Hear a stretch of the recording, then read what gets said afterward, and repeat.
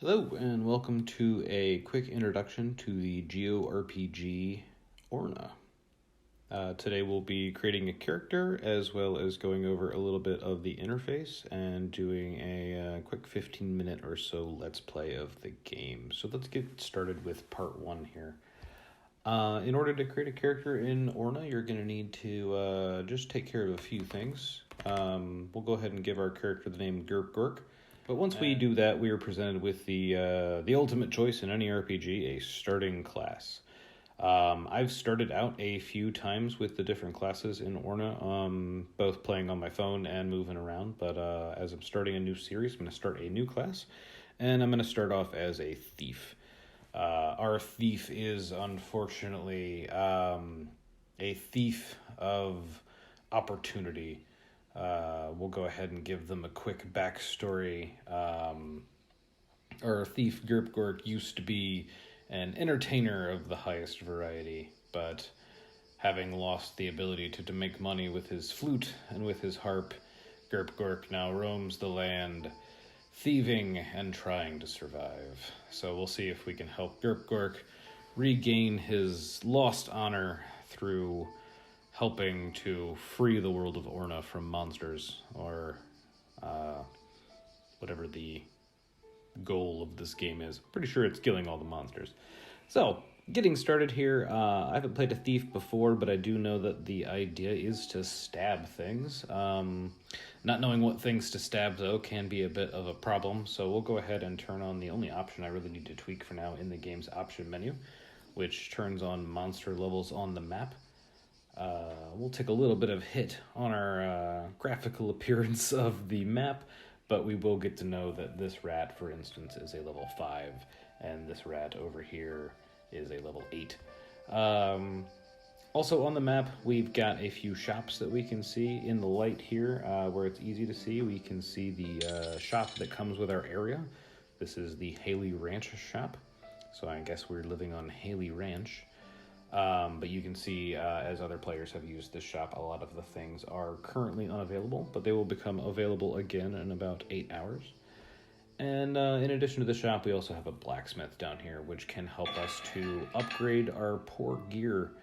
Right now we only have a leather jacket and a poor dagger, neither of which we have the actual items to upgrade. But you can see that the third item that you need to give the blacksmith is time. So that will take an hour to do those upgrades. So we certainly don't want to give him the clothes on our back, which look a lot like this right now. We don't have anything for our head or accessory slots for now, but poor dagger and leather jacket is a start. At least we're not fighting naked. As we need them, we'll visit the skills menu as well as some of the other menus provided here. But you can see right now there is an event going on that ends on 11:30. It looks like the unpronounceable monarchs have shown themselves, and you will see the raids going on for that boss as we go through this playthrough. But let's just get started here real fast. Make sure the music isn't too overwhelming. It is quite immersive, though. The first thing that we have is a shrine. You'll see that little fountain over there. That fountain will fill our health and mana for us if we click on it. It will go away after, so I do want to make sure that we use that at the right time, but being so low level, it shouldn't matter for a little while. We can also see we've got NPC High Elf Sala down here, offering up some tier 3 quests that we'll be ready for eventually, as well as this guy. He's glowing red because he is Berserk, and as this help screen shows, Berserk enemies are much stronger but yield greater rewards.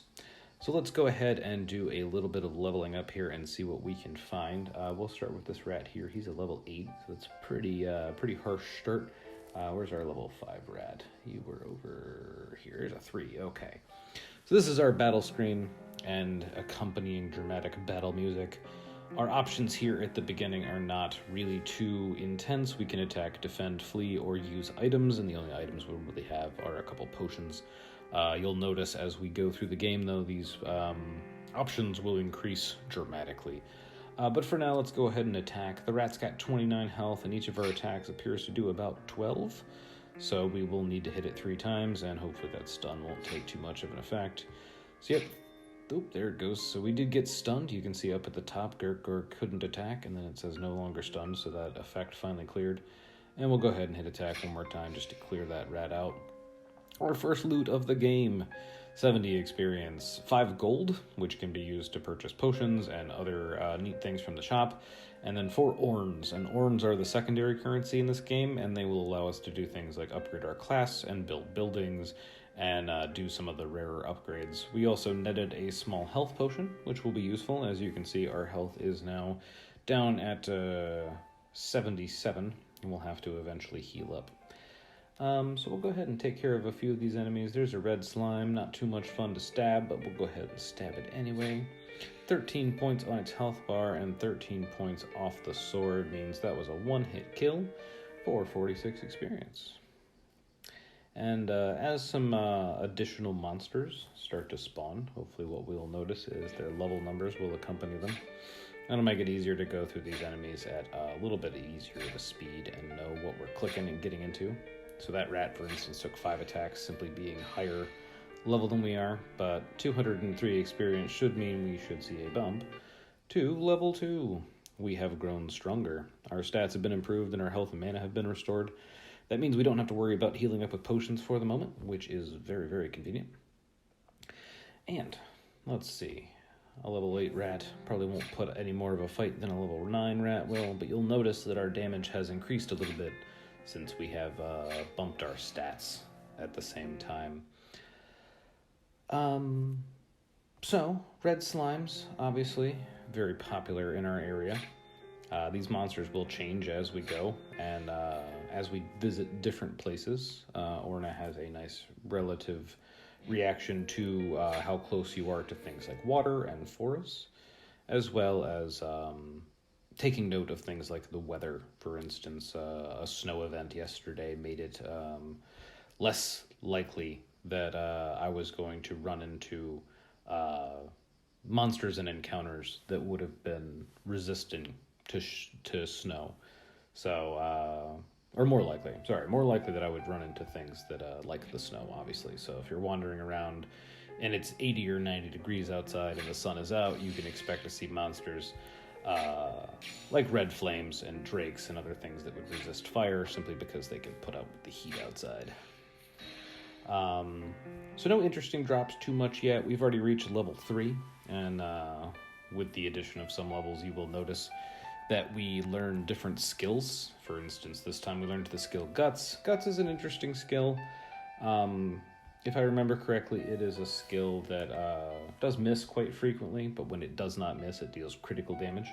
So we'll go ahead and assign that to a slot that'll allow us to use that during fights, but also, simply allow us to get to it a little bit easier than going into the menu for it directly. And now you're starting to see those level numbers I was talking about. Makes it really easy to say, like, this level 2 spider will probably just take a quick stabby stab, and then it will be down in 2 hits. But you'll notice Guts appears now as a usable skill, and first use of Guts always seems to have bad luck, but let's see how we do. And there's the miss. Yep. So you'll notice Guts misses quite a bit, but as we use it, eventually it will hit, and when it does hit, it's going to do something more impressive than our standard attack, which is always useful in those moments where time truly matters. We'll also notice some of these mobs that pop up with a little bit of a exclamation mark above their head. That simply means we have a quest that involves them, and fallen warriors and the other fallen mobs at the beginning of this game do tend to drop gear that we need, so I'll go ahead and attack him. He does have 250 health, so this is going to be a bit of a wear-down fight. I'll look for my health to get below about 30 or so, and if it does, I'll go ahead and heal up. So you'll notice me going into the item menu here and applying one of those small health potions. I don't have very much health, so one small health potion is pretty impactful. But we should be able to get through this fight by utilizing potions at the right time. You'll notice that he can hit as hard as 28 there, so I don't really ever want to let my health get too much lower than 27 or 28. And I'll probably end up using 2 potions at a time simply because I don't want to lose this fight. But we've got him down below 100 now, which means I'm pretty confident we can pull this off. These lower level mobs don't tend to have too many surprising attacks that come out of nowhere. I guess worth showing off at this point as well, one of my options would be to defend myself as opposed to attacking. If I were to hit defend, that's going to reduce the amount of damage I take, and eventually I'll even have a third bar that appears that's called the ward bar that will allow me to really absorb some more damage without taking it with that red health bar. But we've got him down to 53. Yeah, we're actually tied in health right now. Look at that. So he's finally realizing, oh no, this guy has a really big bag of potions and way too much patience. And with 41 health left, I'll go ahead and gamble on one more attack. Oop, I gambled incorrectly. And you can see kind of the flow that we'll be following as we play Orna with some of these tougher characters, is we'll have to rely pretty heavily on our potion set to make sure that we've got enough oomph behind our total attacks to take a health bar down for someone a little bit larger than us. But with great risk, obviously, here comes great reward. 245 experience in addition to a new helmet and new armor that we probably can't wear as a thief. But Broken Fallen Warrior's sword as well, the lowest tier of gear that you have in terms of item rarity and the randomized stats that get applied to them. So we can look at something like that sword. It's going to be for warrior classes, but it also only has plus 31 to the attack for us.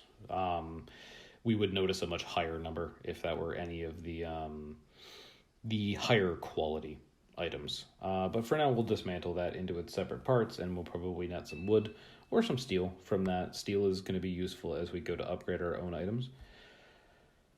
And we have pretty much reached a full kind of looping playthrough session of what we would normally do just to kill monsters and level up. There are a few other things that we can do while we play Orna, though, so we'll go ahead and engage with those now. In the upper left, you'll notice those two crossed swords indicate that we are not part of a kingdom.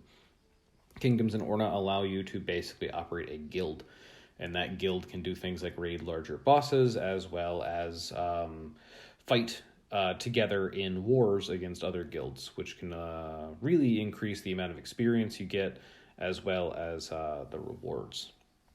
You'll notice right now in our area there are different things we can do as we explore. These guardians are the first thing that we'll need to defeat in order to start claiming any of the daily rewards from an area. Obviously, a level 50 guardian is going to be the first thing that we'll go up against, and that guardian has a battle condition where his defense will be very high. So we'll want to make sure that we can actually tackle that before we go to challenge him. We can also vie for control of these areas. These areas have dukes, and these are actually players that travel through the area quite frequently and have claimed it. So if we feel that we are powerful enough to claim an area from someone, we can actually hold to challenge them. And you will see this player is quite powerful, 1,248 health. My attacks probably will do very little, if nothing, and his will probably kill me in one shot. I'll need to prepare in order to best some of these players and really be able to take over some of these areas to get these rewards, but we'll do that as we level up. We can also build a few extra buildings as we gather some items. We can build our own shop, our own bestiary, a blacksmith, and a few more as we go. And I think that's what we'll do for a start. Next time we get into Orna, we'll see if we can find ourselves a kingdom and start doing a few raids to get some more gear, as well as going through our own inventory to see if we can do any better than a jacket and no pants. Because facing the world of Orna sounds a lot more complicated than not having pants. But join us next time for episode 2, and until then, everybody have a great day out there.